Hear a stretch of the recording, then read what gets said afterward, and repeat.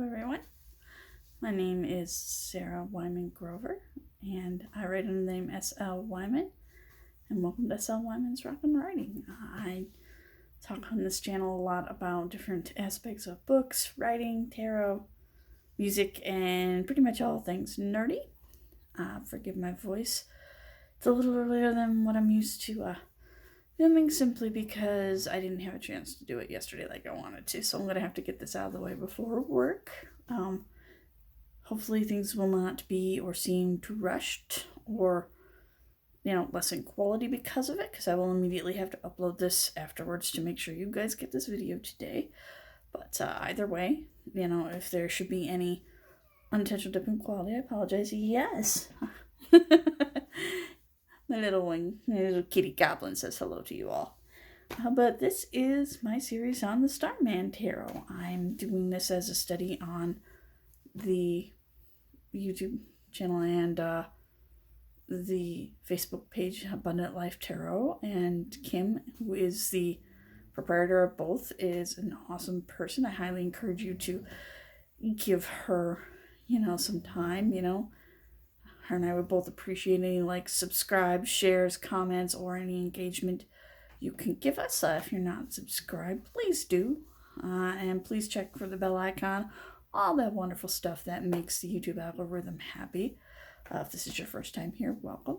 If you're coming back, it's good to see you back. Let's get into some cards, okay? So, last video was a little more about the ladies of the main ladies of the Starman Tarot, the Empress and the High Priestess. This one's going to be about the main guys, the Emperor and the Hierophant. And these ones are kind of interesting, and I have thoughts, so lots of them. I may be actually quoting from the book a little bit, as well as some of my own thoughts, if only to give you an idea of what the book is like, and also to kind of give you some of my own thoughts and to kind of give you an idea of what was kind of going through the author's mind and the artist's mind when he put this together. I am still working on some histories. You will be getting a general overview of the deck, as in, my thoughts on the box, the card stock, the art overall, the history of the deck, all of that. That will be coming fairly soon. And I am thinking once we hit April here next week or so, I'm going to start looking up to setting up that room so that we can kind of start discussing these cards and see where people are at. This is going a little slower than what I'd intended, but mostly, again, because of work. If I can speed it up and add an extra video here or there, I will do it, or an extra card. But at least for this video, we're going to stick for the 2-card format. So, let me show you the image for the Emperor. I don't know if he's going to show up too well or not. I apologize if he does not. But I did post pictures, so hopefully the pictures came out better than this, because I know this is going to be real shiny because I'm using natural light, because that's what we got today. The quote, because I might as well show you a little bit of the entries, because each entry has this little quote, kind of sums up this. And this one is, "I lead by example." And he's basically supposed to be representing a very formidable patriarchal father figure. The typical emperor who is like a super dad. The father of his people, the ultimate leader, the ultimate arbiter, and all of that. And the original concept, according to this, was, he was conceiving him as like a fantastical space emperor with his robes, like some superhero from, 80s sci-fi films like Flash Gordon and Dune. And he's kind of supposed to be kind of a contrived combination of Abraham Lincoln and David Bowie. Just very, whimsical, very out there. And I didn't kind of see it. He's also a very earthy emperor compared to a lot of emperors that I see that tend to be more fiery. They lean into that Aries imagery a lot. This guy doesn't so much. He seems like he's way deep down in a cavern where he's like carved crystals into the shape of a little palace for himself, way deep down in, I don't know if that's just representing more him having gotten wisdom, or maybe he's just not wanting to necessarily go out, into the wider world just yet, because he's still establishing things. So again, it's not a lot of earth energy here. Or not a lot of fire energy here, a lot more earth, which I thought was kind of neat and grounding. And again, you have pretty much all of the chakra colors. If you look, you have your teals, your blues, your pinks, your indigos, your purples, and violets, and blues, and golds, and yellows. Maybe just a little bit of orange and a little bit of red. Not a whole lot of those, but it's there, so you have the whole spectrum of chakra colors that are just activated. And of course, he's surrounded by all that golden brown, earthy, vivid energy. And definitely this guy, my impression, he goes off logic. Where the Empress is all emotion, and nurturing and feeling, he's all about logic. He's all up here. He's very much, okay, how are we going to do this? Not just, okay, I want to do this. How? Because that's just as important. So he's one of that card that's encouraging you to think it through. Do you have a plan? If you're going to do the thing, make sure you have a plan. That said, he's also basically, kind of has that image of a dude who's like, no, you're strong enough to do this. You might not think you are, but you're strong enough to do this. I got your back. Go ahead and believe in yourself, because you should, but be firm in what you believe in. You are the one who's in control. So, take ownership of your decisions and take the reins and just go for it. Obviously stand in your own power without being a tyrant or a bully. That seems to be his big thing. And I like that for the Emperor, because that always seems so much. I always have problems with the Emperor and the Hierophant. I'm not gonna lie, guys. These are the two cards I usually have problems with, because, me and the patriarchy. But that said, I don't get necessarily a bad vibe off this one. This is actually, a leader done right, because he's the leader who will sit back and make you think for yourself. He won't give you the answers, but he'll be like, okay, what's your plan? Did you think it through? Can we do this? Okay, well, then, if you think you've got a plan, you think you can do it, do it. I'll back you up. Just make sure you're not being a tyrant or bully with your power. Make sure you're not abusing your power, because you want people to love you, not hate you and fear you, right? So, again, I really like this Emperor. He's not my favorite Emperor by any means of the world, but I like him. I like him a lot. Way better than I do most Emperors in most decks, to be honest. Especially the RWS Emperor. The RWS Emperor and Hierophant, those guys and I, we have problems. But I'm working through it. But we have problems. Now, the next one. I really had some issues with this one. Because, and I'm not the only one to have observed this. I noticed that some other people who had already commented on the photo I posted were like, ooh, this guy, he seems to represent everything I don't like about that card. So I'm just going to show you the Hierophant, and then we'll kind of discuss it. And I'm sure you'll see what I mean. He is not a very comfortable guy to look at. He does not make you feel very settled. Obviously, it depends on your own issues with patriarchy, with, social structures, with religious hierarchies, with social hierarchies. Basically your relationship to the man, if you will. Government institutions. How do you feel about these kind of things? A lot of people are saying they feel that this guy kind of represents all the worst of it. Because he just seems authoritative, he seems unapproachable, he seems scary, he seems very stern. Now, my problem with this card, on top of some of those vibes, but we're going to talk through them, because I think sometimes even tough vibes are important in a deck, right? Because artists made these choices for a reason.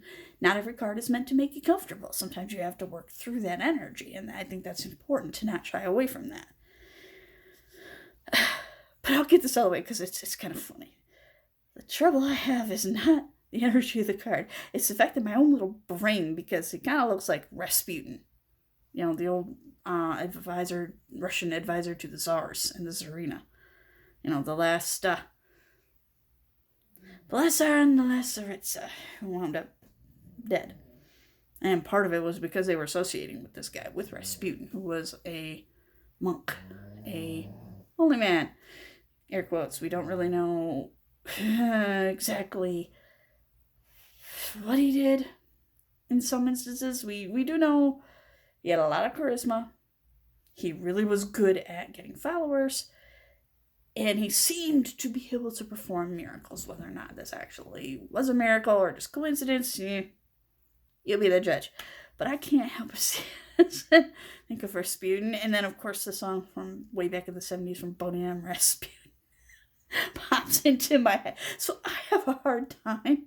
I really have to buckle down to take this card seriously because that starts playing in my head and I start giggling. So, which is not, I'm sure, what David DeAngelis had in mind when he pulled this up. And I'll read you a little bit of the entry from this just so you get a little bit of the flow of the way the guidebook goes, because I realized that is something I had not done. And since this guy is kind of unsettling, let me show you what he was thinking. Then I'm going to talk through about the imagery I see here and why I find it unsettling. So, the quote for him is, "I am the teacher of universal law. The Hierophant is the guardian and custodian of religious knowledge and spiritual beliefs, a religious figure or guru, teacher, preserving and passing knowledge on intact, the masterful conduit of spiritual energy. He's admired and acknowledged as the teacher of God's law, the keeper of spiritual wisdom passed down through millennia. He alone has access to this knowledge as the spiritual authority, and is master of ceremonies, choosing wisely who is initiated into the ways of spirit and spiritual governance. I've depicted the Hierophant as part man, part wolf. Probably the most misunderstood of all wild animals, wolves are seen merely as killing machines that hunt in packs, a scourge to be rid of. So much so that now most species are considered endangered.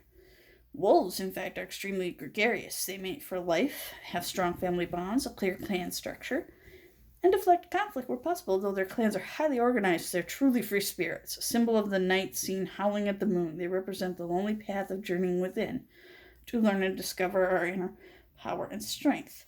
The wolf nature also expresses the idiom of biblical origin used to describe the deceptiveness of appearance, a kind nature masking danger, a wolf in sheep's clothing. After all, religion has been a double-edged sword, a source for conflict and a resource for peace. Religion has been at the heart of the most violent conflicts, especially in the past 2 decades, and has worn as a badge of identity, fueling or abating conflict for political ends. So, with that, he's kind of acknowledging a little bit of that, unsettling nature that, organized religion has been and can be a source of controversy, conflict, just as much as it can be a source of refuge or peace or, a place to seek understanding, because we also have to acknowledge that, not everyone has a negative or dim view of organized religions or, the Abrahamic religions or church in general.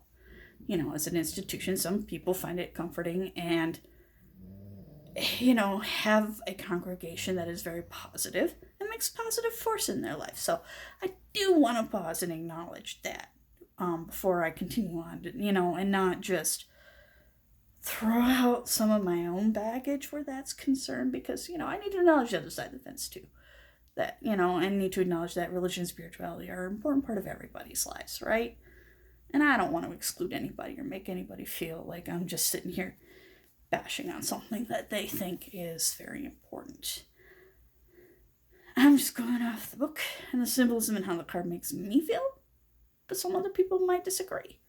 So, we're going to acknowledge that it is a double-edged sword, that there are 2 sides to that coin, that it can be a refuge, it can be peace and solitude, and comfort and community, and it can also be a source of strife and a lot of not good things, both in one. Kind of what we got here.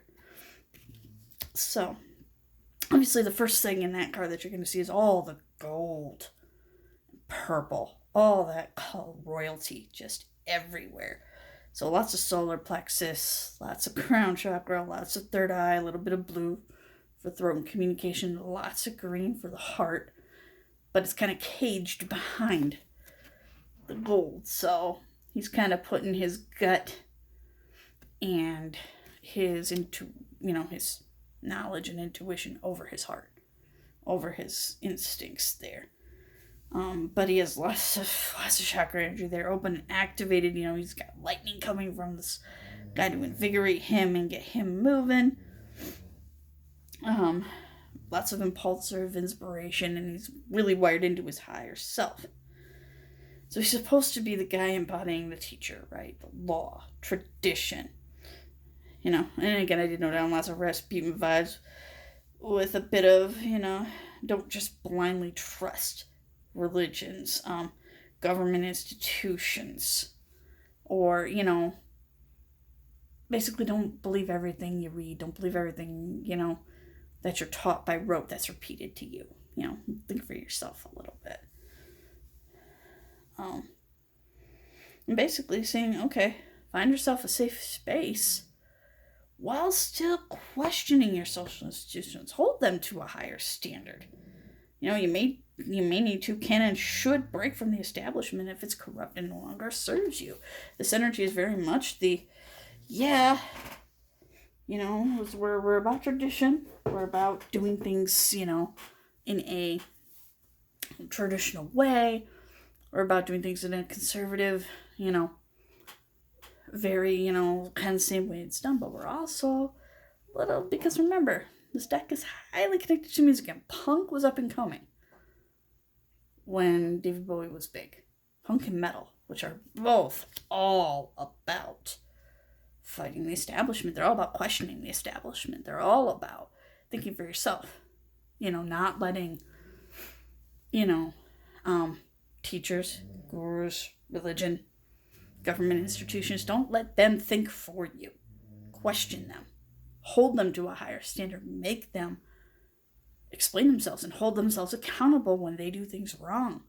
Don't just blindly follow anyone or anything. Question it.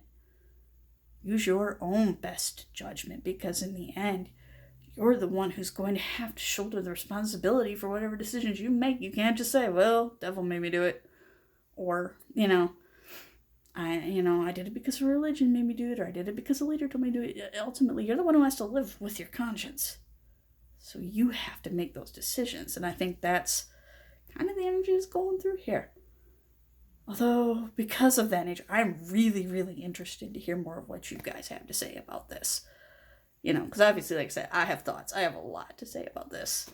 But I'm interested to hear what you guys have to say. And if you kind of agree with me that maybe it's kind of hinting at some of that and kind of questioning a little bit of that traditional Hierophant energy, or, and adding another layer of, okay, but just make sure you know who the heck you're following.